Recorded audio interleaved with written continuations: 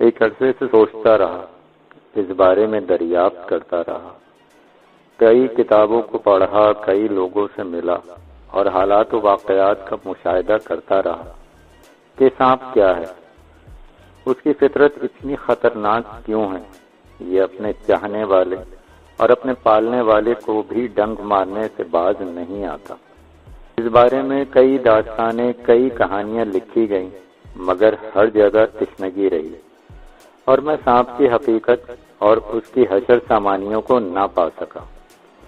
پھر میں نے اپنی سوچوں، اپنے ذہن کے کونوں میں ایک ناگن دیکھی اور یہ ناگن میرے وجود میں پلتی رہی، میرے ذہن کے دریچوں میں پروان چڑھتی رہی۔ اب سننے والے اس خوبصورت ناگن کو دیکھیں کہ جس نے انسان کا روپ دھارا اور انسانوں کے خون سے پروان چڑھی، انہی انسانوں پر حکمران رہی۔ اسے انسان نے کتنا پیار دیا، کتنا آرام دیا، مگر اس نے انسان اور انسانیت سے وفا نہ کی، اس لیے کہ اس نے انسان کے وجود سے جنم نہیں لیا، اس میں مٹی کی خوشبو اور تاثیر نہ تھی، اس لیے وہ انسان بن کر بھی انسان نہ بن سکی۔ اس پراسرار ناول میں کچھ انسانی کردار بھی آپ کو ملیں گے جن کی فطرت بھی سانپوں جیسی تھی، اور کچھ ایسے بھی ہیں جو رب کائنات کی قائم کی گئی حدود کو نہیں پھیلانتے، اور یوں کامیابی ان کے قدم چومتی چلی جاتی ہے۔ نیکی اور بدی کی جنگ ازل سے شروع ہے اور ابد تک قائم رہے گی۔ آخر حق کو فتح حاصل ہوتی ہے اور باطل شکست خوردہ ہو کر بھاگ اٹھتا ہے، اور پھر نئے ساز و سامان اور مختلف روپ دھار کر سچائی اور حق کو مٹانے آتا ہے۔ ناگن نے بھی سچائی اور حقیقت سے شکست کھائی اور اپنے ازلی انجام کی طرف گامزن ہوئی۔ زخمی زخمی ناگن کا جسم گناہوں کی آگ میں جھلسنے لگا، مگر ابھی اس کا سر کچلا نہیں گیا۔ دیکھیں، بدی اور شیطانی طاقتوں کی علمبردار ناگن شاید پھر پھن اٹھائے، مگر ایمان اور سچائی کی طاقت بھی اس کے سامنے چٹان بن کر کھڑی رہے گی۔ مجھے آپ کے خیالات اور نظریات کا انتظار رہے گا کہ میں اپنی اس کوشش میں کہاں تک کامیاب ہوا۔ آپ کے کامنٹس کا انتظار رہے گا۔ اگر آپ نے اس کہانی کو شروع سے نہیں سنا تو ڈسکرپشن میں آپ کو اس کا لنک مل جائے گا۔ آئیے چلتے ہیں کہانی کے اگلے حصے کی طرف۔ باقی کنیزوں کو بلاؤ، ملکہ کو احترام سے لے چلیں۔ تھوڑی دیر میں کئی کنیزیں اندر داخل ہوئیں اور ملکہ کو گھیرے میں لے کر احترام سے چل پڑی۔ شکنتلا جب اپنی خوابگاہ میں داخل ہوئی تو پریا کو باہر سے ہی کنیزوں کو بھیج دینے کا حکم صادر کیا۔ پریا نے فوراً کنیزیں واپس کر دیں اور خود ملکہ کے کمرے میں داخل ہو گئی۔ کمرے کے فرش پر رندھیر، تلک رائے، کرم سنگھ اور ایک نوجوان بندھے ہوئے تھے۔ شکنتلا کو اپنے سامنے پا کر حیرانی سے دیکھنے لگے۔ شکنتلا اس وقت شاہانہ لباس میں تھی۔ پریا ان کے پاؤں کھول رہی تھی اور پریا آگے بڑھ کر چاروں قیدیوں کے پاؤں کی رسیوں کو کھولنے لگی۔ لڑکی ہونے کی وجہ سے اسے خاصی مشکل پیش آئی، تاہم کسی نہ کسی طرح پاؤں کی رسیوں کو کھولنے میں کامیاب ہو گئی۔ اس کی رسی کھولنے کے دوران ہی شکنتلا نے اٹھ کر کمرے کے آخری سرے پر دیوار کے ساتھ نیچے قالین اس آرام سے ہٹایا کہ پریا کو کانوں کان خبر نہ ہو سکے۔ پھر زمین پہ بنے گول سوراخ کے اوپر ایڑی رکھ کر اسے دائیں طرف گھمایا تو بغیر کسی معمولی آواز کے سامنے کی دیوار درمیان سے شق ہو گئی۔ شکنتلا نے فوری طور پر قالین واپس اپنی جگہ پر رکھ دیا۔ پریا جب ان کی رسی کھول کر اٹھی تو اپنے سامنے دیوار میں شگاف پا کر ہکا بکا رہ گئی۔ یہ کیا ہے ملکہ عالیہ؟ پریا، شکنتلا نے سنجیدگی میں کہا۔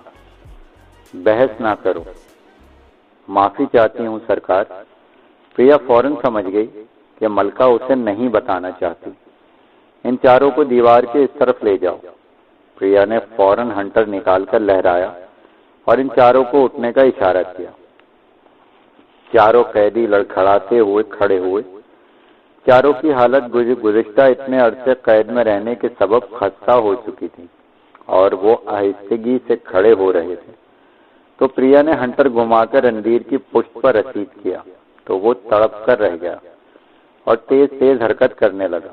باقی قیدی بھی ایک دم چست ہو گئے اور اٹھ کر دیوار کے اس طرف جانے لگے۔ ان کے راہداری میں داخل ہونے سے پہلے ہی شکنتلا نے دوسری طرف جا کر قید خانے والا راستہ کھول دیا۔ اب چاروں قیدی آگے آگے ایک دوسرے کے ساتھ چل رہے تھے۔ پریا ان کے پیچھے پیچھے، ہنٹر ہاتھ میں پکڑے، اور سب سے پیچھے ملکہ شکنتلا بیت تھامے آ رہی تھی۔ قید خانے کے دروازے کے پاس سے ہی سیڑھیاں نیچے جا رہی تھیں۔ تقریباً 30 سیڑھیاں نیچے اترنے کے بعد ایک ہال سا آ گیا جس میں لوہے کے سریوں سے چھوٹے چھوٹے کیبن بنے تھے جو خالی تھے۔ ہر کیبن تقریباً 20 فٹ اونچا اور 10-10 فٹ لمبا اور چوڑا تھا۔ ان کے باہر لوہے کے دروازے تھے۔ دروازوں کے کنڈوں پر ایک ایک تالا تھا جن کی چابیاں ان کے اندر ہی تھیں۔ ہر کیبن کے اندر پانی کی چھوٹی سی حوضی تھی جن میں گدلا پانی جمع تھا۔ شکنتلا نے بیت کے اشارے سے پریا کو ایک کیبن کھولنے کا حکم دیا۔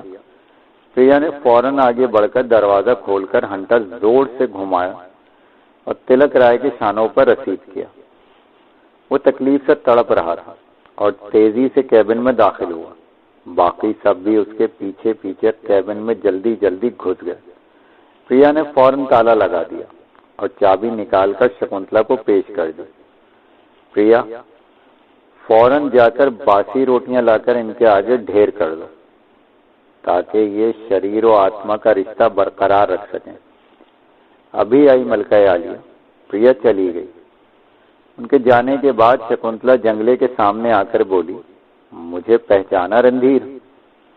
رندھیر، تلک رائے، کرم سنگھ وغیرہ اس وقت شکنتلا کو حیرت و خوف بھری نظروں سے دیکھ رہے تھے۔ منہ میں کپڑا ہونے کی وجہ سے سب بولنے سے قاصر تھے۔ میں شکنتلا ناگن ہوں۔ میرے ناک کو تم لوگوں نے میرے سامنے جلا کر مار دیا تھا۔ اس وقت میں بے بس تھی، لیکن آج وقت شکنتلا کی گرفت میں ہے۔ تم چاروں کو میں اپنے ہاتھوں سے قتل کروں گی، لیکن اس سے پہلے تمہارا وہ حشر کرنا ہے کہ تم موت مانگنے لگو۔ اتنے میں پریا ایک تھیلے میں باسی روٹیاں لے آئی۔ پریا، شکنتلا نے اسے دیکھتے ہوئے پوچھا، تمہارے ساتھ کوئی اور بھی خوابگاہ میں آیا ہے؟ نہیں ملکہ عالیہ، پریا اعتماد سے بولی، میں نے خود دروازے پر کھڑے ہو کر نرملا کو روٹیاں لانے بھیجا تھا۔ ٹھیک ہے، شکنتلا مطمئن انداز میں بولی، اور پریا کو روٹیوں کے ٹکڑے جنگلے کے اندر پھینکنے کا حکم دیا۔ پریا نے باسی ٹکڑے جنگلے کے اندر پھینک دیے۔ پریا، شکنتلا بولی، ان کے منہ سے کپڑا نکال دو تاکہ یہ کچھ کھا سکیں اور گندا پانی پی سکیں۔ اور پھر دونوں سیڑھیاں چڑھ کر اوپر آ گئیں۔ پریا کو کمرے میں بھیج کر شکنتلا نے قید خانے کا دروازہ بند کیا اور اپنی خوابگاہ میں آ گئی۔ خوابگاہ میں آنے کے بعد شکنتلا نے پریا کو کمرے کے غسل خانے میں جانے کا حکم صادر کر دیا۔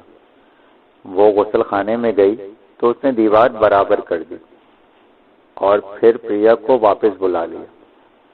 پریا یہ دیکھ کر حیران تھی کہ اب دیوار ایسی معلوم ہو رہی تھی کہ بالکل محسوس نہ ہوتا تھا کہ اس کے پیچھے بھی کوئی چیز موجود ہے یا نہیں۔ اب شکنتلا سانس لے کر کمرے میں اپنے بستر پر آڑی ترچھی چاروں شانے چت لیٹ گئی۔ آج تو آپ بہت تھک گئی ہوں گی ملکہ عالیہ، پریا اس کے جوتے اتارتے ہوئے بولی۔ ہاں پریا، لیکن ابھی میرے کام باقی ہیں۔ ابھی ہم نے سپہ سالار کو بھوجن پر بلایا ہے، وہ آتا ہی ہوگا۔ تم چند کنیزوں کو میری خدمت کے لیے بھیج کر کھانے کے کمرے میں انتظامات کراؤ۔ جو حکم عالیجا۔ اور پریا کمرے سے نکل گئی۔ تھوڑی دیر بعد چند کنیزیں نہایت ادب اور خاموشی سے اجازت لے کر اندر داخل ہوئیں۔ ایک نے بڑا جوس کا گلاس ٹرے میں رکھا تھا، ملکہ کو پیش کیا۔ دو کنیزیں مورچھل جھلنے لگیں दो कनीज़ें शकुंतला का हुस्न संवारने लगी। शीशा लाना सख्ती से मना था, क्योंकि मलका उसे पसंद ना फरमाती थी। ये बात सब कनीज़ों को अच्छी तरह मालूम थी। थोड़ी ही देर में मलका सुकून में आ गई और उसने आंखें बंद कर ली। दो कनीज़ें बदस्तूर मोरछल झल रही थी और दो उसका जिस्म दबाने लगी और बाकी अदब से सर झुकाकर खड़ी हो गई। अभी थोड़ी ही देर गुजरी थी कि प्रिया अंदर दाखिल हुई और आहिस्ता से शकुंतला के अंगूठे पर गुलाब का फूल मारकर उसे मुतवज्जे किया और बोली, मलका आलिया, सिपह सलार बलग्राम खाने वाले कमरे में तशरीफ ला चुके हैं और आपका इंतजार कर रहे हैं। शकुंतला उठकर बैठ गई। एक कनीज ने उसके पांव बारी बारी अपनी गोद में रखकर जूते पहनाए और फिर मलका ने खड़े होकर एक नजर अपना जायजा लिया और जुल्फों को एक झटका देकर चल पड़ी। कनीजों का काफिला हमरा था। खाने के कमरे में सिपह सलार बलग्राम अपनी मुकम्मल खाकी वर्दी में मलबूस, कमर में तलवार लटकाए और शानों पर अपने ओहदे के फूल सजाए चाको चौबंद बैठा था। मलका की आमद पाकर एहतरामन खड़ा हो गया और जोरदार सल्यूट किया और इसके बाद कदरे झुककर सलाम किया तो शकुंतला ने अपना नर्मो मुलायम हाथ मिलाने के लिए आगे बढ़ा दिया और ये बात बलग्राम के लिए गैर मुतवक्के थी। लेकिन मलका आलिया के हाथ को नजरअंदाज करना तौहीन के ज़मरे में आता था, लिहाजा उसने भी अपना दायां हाथ मलका के हाथ में दे दिया। मलका हाथ मिलाते हुए मलका ने उससे आंखें चार की। नर्म नाजुक हाथ पकड़ने से बलग्राम के जिस्म में सनसनी दौड़ गई। इतना खूबसूरत और नर्म हाथ उसने कभी न देखा था। अब दोनों आमने सामने बैठ चुके थे। मलका ने प्रिया को इशारा किया तो प्रिया ने तमाम कनीजों को बाहर जाने का हुक्म दे दिया। अब कमरे में सिर्फ 3 आदमी रह गए थे। सुनाइए बलग्राम, आप कैसे हैं? जी मलका आलिया, मैं बिल्कुल ठीक हूँ। कब से इस ओहदे पर हैं?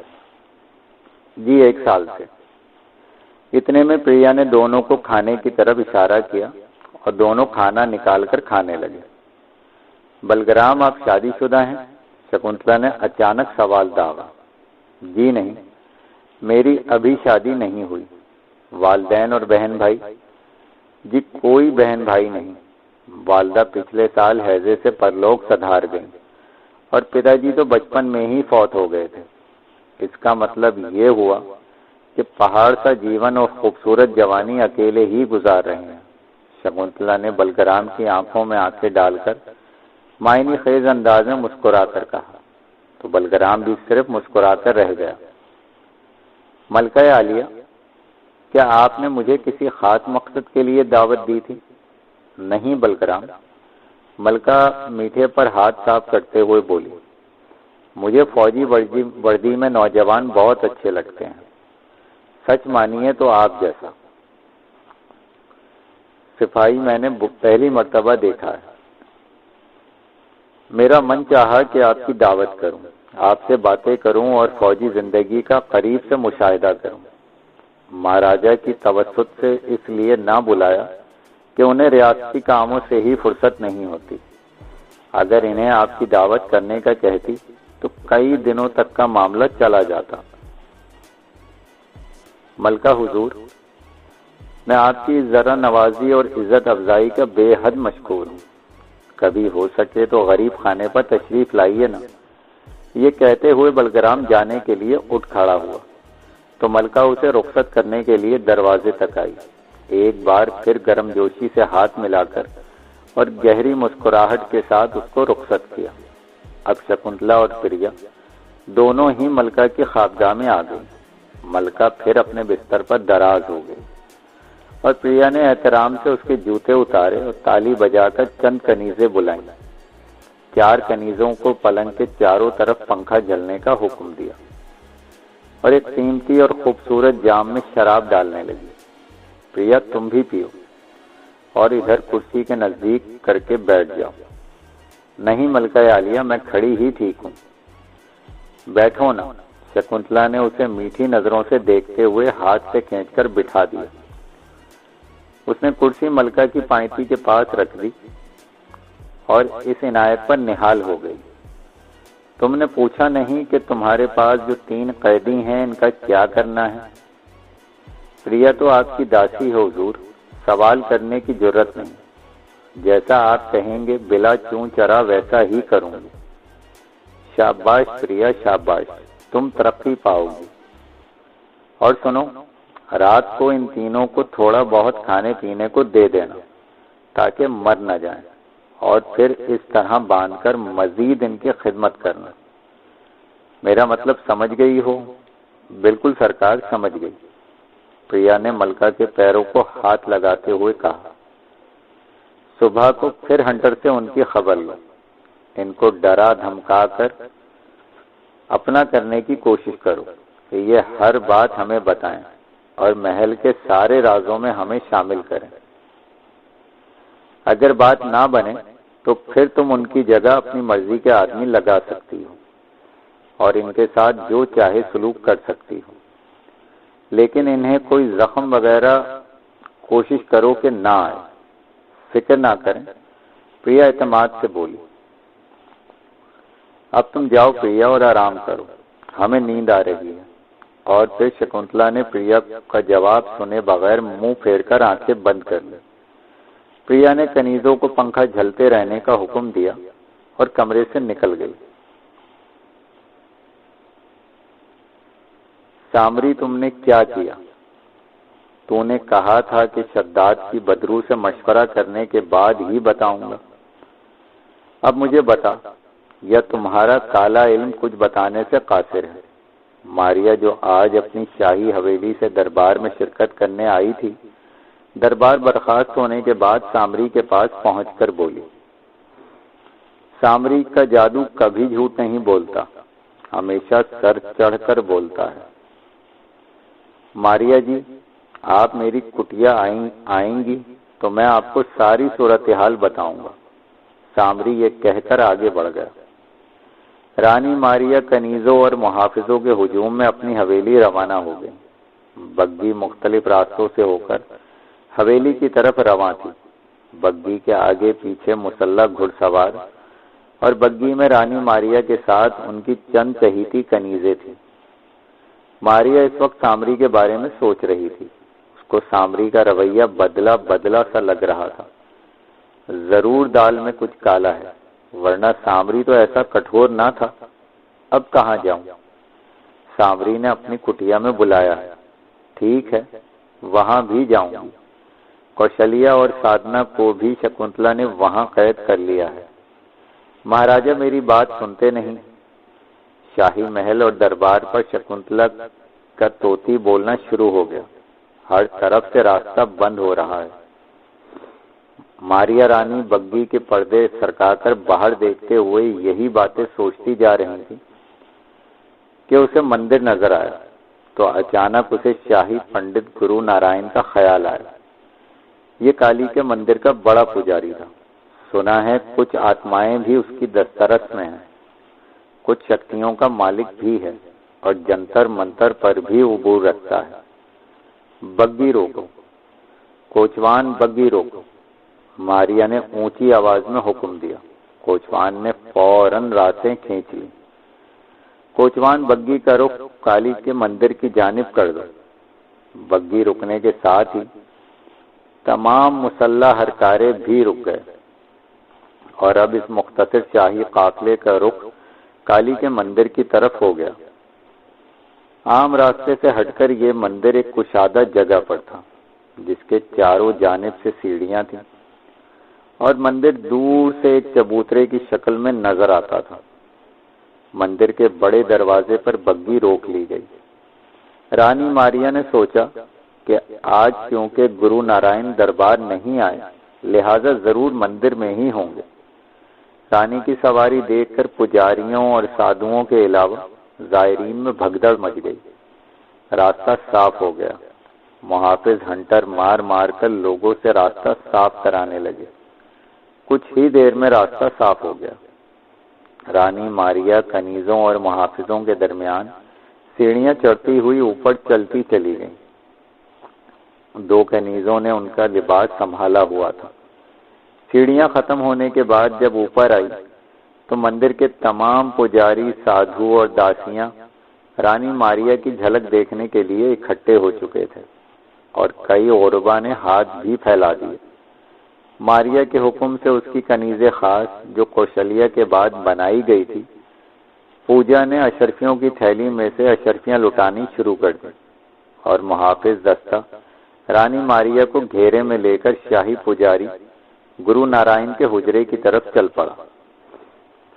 गुरु नारायण का हुजरा मंदिर के बरामदे के आखिर में जाकर एक तहखाने में था, जहां खूबसूरत सीढ़ियां बनाई गई थीं।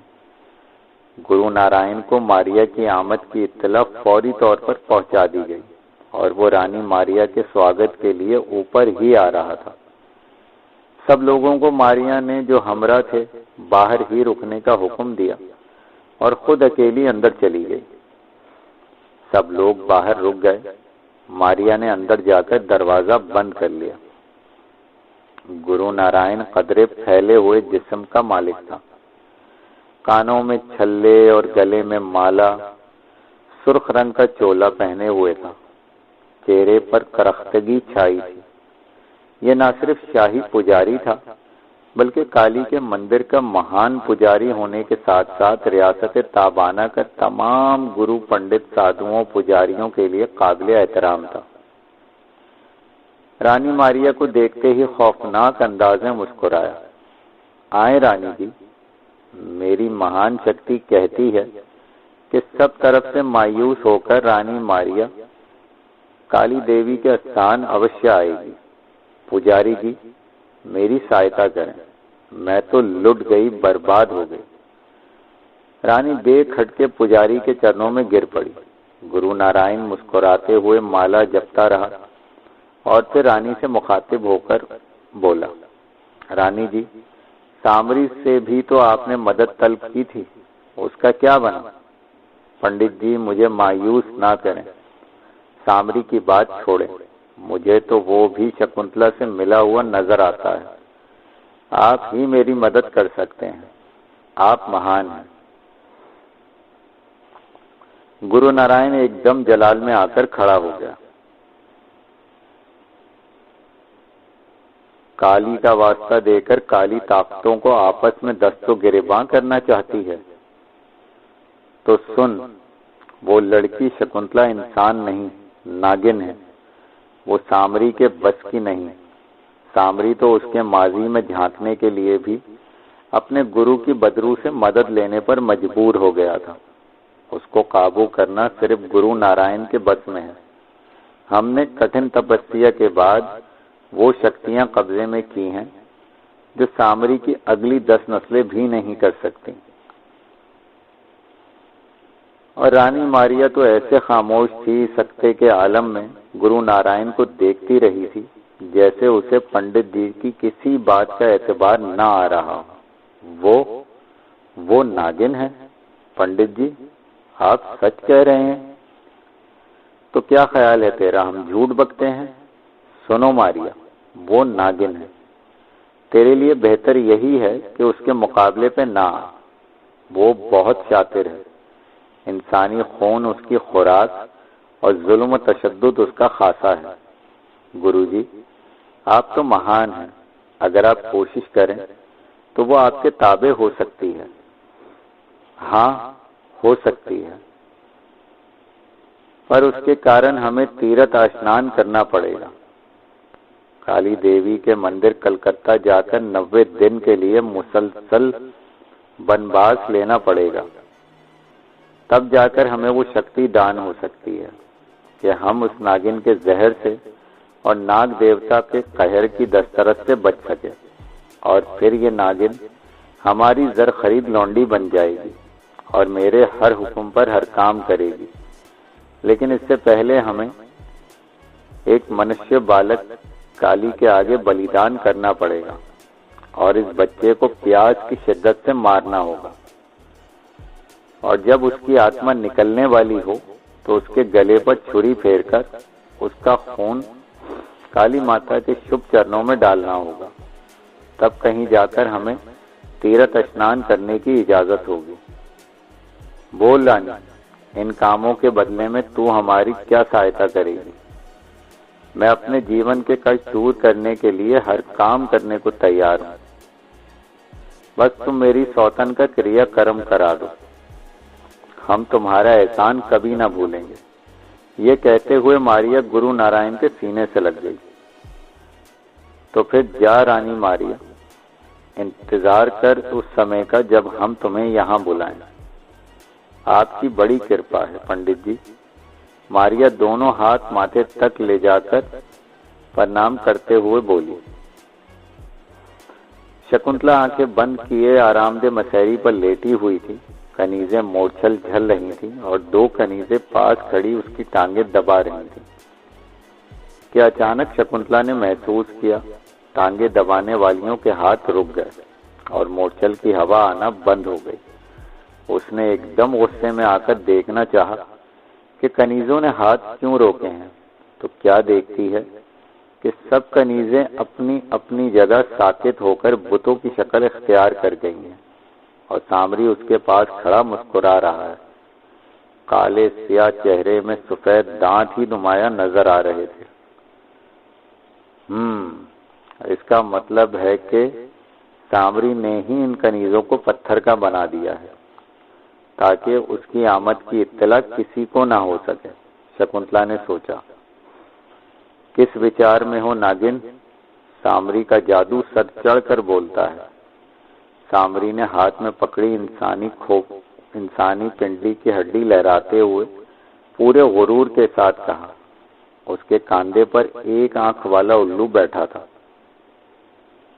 خوش ہو جا، سامری نے تیری مدد کا فیصلہ کر لیا ہے۔ اگر تیرا ساتھ مجھے مل جائے تو ساری دنیا میرے قدموں میں ڈھیر ہو جائے اور شکنتلا ناقابل تسخیر بن جائے گی سامری جی۔ شکنتلا پلنگ سے اتر کر سامری کے شانوں پر ہاتھ رکھ کر بولی۔ ہاں شکنتلا، دیوی دیوتاؤں کی یہی اچھا ہے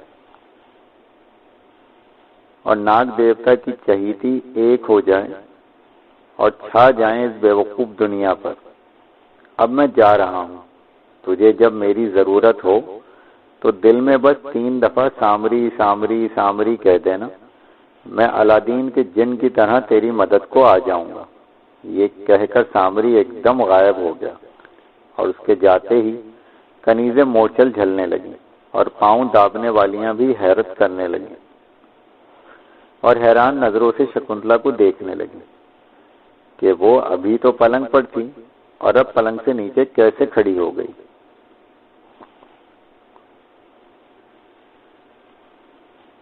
شکنتلا، تمہارے روپ میں دیوتاؤں نے مجھے اپسرا دان کر دی ہے، رام ناتھ شکنتلا کو دیکھتے ہوئے بولے، اور آپ کا ساتھ ملا تو میں نے جانا مجھے دنیا میں سورگ مل گئی۔ شکنتلا نگاہیں جھکا کر شرمیلے لہجے میں بولی تو رام ناتھ اس ادا کی تاب نہ لاتے ہوئے اس کی نشیلی آنکھوں میں ڈوب گئے۔ آج بلگرام کو تم نے دوپہر کے بھوجن پر بلایا تھا؟ رام ناتھ نے اچانک کچھ یاد آنے کے انداز میں کہا۔ جی ہاں، محل کا دورہ کرتے ہوئے وہ مجھے ملا تھا تو اتنے میں بھوجن کا وقت ہو گیا۔ وہ واپس جانے لگا تو میں نے اسے روک لیا۔ اچھا نہیں لگتا تھا کہ سپہ سالار کو بغیر کھانے کے واپس جانے دیا جائے۔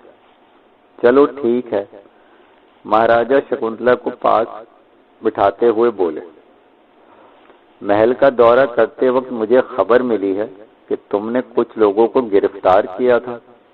جہاں پناہ آپ تو سارا دن دربار میں مصروف ہوتے ہیں تو یہ سرکاری اہلکار اپنے فرائض سے غفلت برتتے ہیں اور مکاریاں دکھا کر حساب کتاب میں الٹ پھیر شروع کر دیتے ہیں۔ میں نے ان کے تمام کھاتے اور حسابات کی جانچ پڑتال کی غرض سے قبضے میں لیے اور ان کو فیصلے تک گرفتار کر لیا ہے۔ اگر حسابات ٹھیک ہوئے تو چھوڑ دیا جائے گا اور اگر آپ کہتے ہیں تو صبح ہی چھوڑ دیتے ہیں۔ شکنتلا نے آخری جملہ قدر خفگی سے بولا تو مہاراج بولے، نہیں شکنتلا، میرا یہ مطلب ہرگز نہیں تھا۔ بلکہ میں تو خوش ہوا کہ تم نے سرکاری کاموں میں میرا ہاتھ بٹانا شروع کر دیا۔ میں تو ان چاروں قیدیوں کو بھی لے آئی ہوں جنہیں آپ نے میرے ساتھ گرفتار کیا تھا۔ شکنتلا مہاراج کی آنکھوں میں آنکھیں ڈال کر بولی، چلو اچھا کیا، اب تم جانو اور تمہارا کام۔ شکنتلا جو جھوٹ موٹ سونے کی اداکاری کر رہی تھی آہستگی سے اٹھی اور مہاراج کو بغور دیکھنے لگی۔ مہاراج مکمل طور پر گہری نیند سو چکے تھے۔ شکنتلا نے فوراً ناگن کا روپ اختیار کیا، رام ناتھ کو ہلکا سا ڈس کر بے ہوش کر دیا اور قید خانے کا دروازہ کھول کر قالین کے نیچے سے ایک ہنٹر نکال کر ہاتھ میں پکڑا اور قید خانے کی طرف چلی گئی اور دیوار برابر کر دی۔ سیڑھیاں اتر کر اس نے ناگن کا روپ اختیار کیا اور پنجرا نما کیبن کے اندر داخل ہو گئی، جہاں رندھیر وغیرہ آڑے ترچھے سو رہے تھے۔ قید کی سختیوں سے ان کی حالت بہت خراب تھی، کپڑے پھٹے ہوئے، داڑھی بڑی ہوئی۔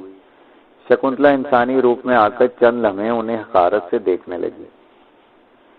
اب اسے ارجن کا خیال آ گیا۔ وہ منظر اس کی آنکھوں کے سامنے پھرنے لگا جب ارجن آگ کے شعلوں میں گھرا ہوا بے بسی کی موت مر رہا تھا۔ شکنتلا کے دل میں انتقام سر اٹھانے لگا۔ ارجن کے قاتل اس کے سامنے آج بے بس ہو چکے تھے۔ شکنتلا نے فوراً ہنٹر گھما کر رندھیر کو رسید کیا تو وہ تڑپ کر رہ گیا۔ اس کی آنکھ کھل گئی۔ اپنے سامنے شکنتلا کو پا کر وہ گھگیانے لگا۔ شکنتلا نے یکے کے بعد دیگر کئی ہنٹر چلائے، جس سے سب قیدی اٹھ کھڑے ہوئے اور سہمی نظروں سے شکنتلا کو دیکھنے لگے، جو بڑے کروفر سے مسکرا رہی تھی۔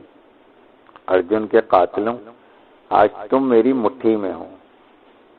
تم نے میرے ارجن کو بے بسی کی موت مارا ہے، میں تمہیں عبرت کا نشان بنا دوں گی۔ ہمیں معاف کر دو، گاؤں کا سرپنچ تلک رائے بولا۔ ہم ساری زندگی تمہارے چرنوں میں غلاموں کی طرح زندگی گزاریں گے۔ کرم سنگھ موت کو سامنے دیکھ کر باقاعدہ رونے لگا تھا۔ میرا تو کوئی قصور نہیں، نوجوان بولا۔ شکنتلا بہن، ہمیں آزاد کر دو، رندھیر بے چارگی سے بولا۔ موت کو نظروں کے سامنے دیکھ کر بہن کہتا ہے کتے۔ شکنتلا نے ہنٹر زور سے رندھیر کے منہ پر مارا تو وہ چیخنے لگا۔ خون کی لکیر اس کے چہرے پر نمایاں ہونے لگی۔ خوفناک ہنٹر نے ان کے سارے چہرے کو زخمی کر دیا۔ اس وقت تو مجھے بہن کہہ دیتا تو ارجن آگ میں نہ جلتا اور میں یہ سب کچھ نہ کرتی۔ میرے ارجن پر تم نے رحم نہ کیا، مجھے بھی مارنے میں کسر نہ چھوڑی۔ مہاراجا کو بھی کہا کہ میں ناگن ہوں۔ ہاں، میں ناگن ہوں، انسان نہیں ہوں۔ یہ کہہ کر شکنتلا نے ایڑی پر گھوم کر زور سے پھنکار ماری تو اب وہ بہت بڑی ناگن کی شکل میں تھی اور ان چاروں کی طرف تیزی سے گھومنے لگی۔ چاروں قیدی انتہائی خوفزدہ ہو گئے تھے۔ ناگن پھر شکنتلا بن گئی اور بولی، کتوں، اس وقت میں بے بس تھی، لیکن آج وقت کی راسیں میرے ہاتھ میں ہیں۔ اب میں تابانہ کی ملکہ ہوں۔ میرا نام شکنتلا ہے، ناگن شکنتلا۔ میں تم سے وہ سلوک کروں گی کہ موت بھی تم سے پناہ مانگے گی اور زندگی تمہارے لیے خواب بن جائے گی۔ یہ کہہ کر وہ زور زور سے ہنٹر چلانے لگی۔ چاروں قیدی گلے میں بندھی زنجیر اور ہاتھ بندھے ہونے کی وجہ سے زیادہ حرکت نہ کر سکتے تھے اور تڑپنے لگے۔ ہنٹر ان کا گوشت ادھیڑ رہا تھا اور سب فرش پر لوٹ پوٹ ہو رہے تھے۔ شکنتلا مسلسل ان کی چیخوں اور التجاؤں سے بے نیاز ہنٹر برسا رہی تھی۔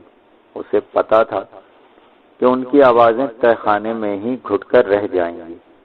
تھوڑی ہی دیر بعد چاروں زمین پر خون میں لت پت پڑے تھے، ان کے جسم جگہ جگہ سے پھٹ چکے تھے۔ تمہارا نام کیا ہے؟ شکنتلا نے چوتھے قیدی کے سینے پر سینڈل سمیت اپنا پاؤں رکھتے ہوئے کہا۔ پرشاد، میرا نام ہے دیدی، نوجوان نے زارو قطار روتے ہوئے بتایا۔ میں تو ناٹک دیکھ رہا تھا، مجھے خامہ خواہ دھر لیا گیا۔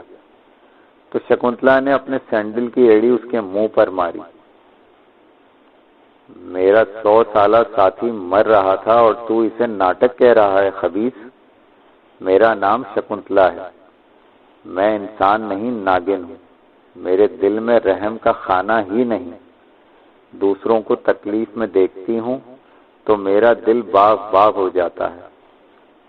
پانی پانی، کرم سنگھ مرغ بسمل کی طرح تڑپتے ہوئے بولا۔ تو شکنتلا نے جوتے کی نوک اس کی کمر پر رسید کی، جس سے کرم سنگھ درد کی شدت سے بل بلا کر دوہرا ہو گیا۔ پانی نہیں، میں تمہیں پیشاب پلواؤں گی، اب تمہاری زندگی میں خوشی کی کوئی رمق نہیں ہوگی، باقی سارا جیون تم سسکتے تڑپتے بلکتے اور شکنتلا سے رحم کی بھیک مانگتے گزارو گے۔ شکنتلا خوشی سے قہقہے لگاتی ہوئی بالوں کو خوبصورت انداز میں جھٹک کر تیزی سے سیڑھیوں کی طرف چڑھنے لگی۔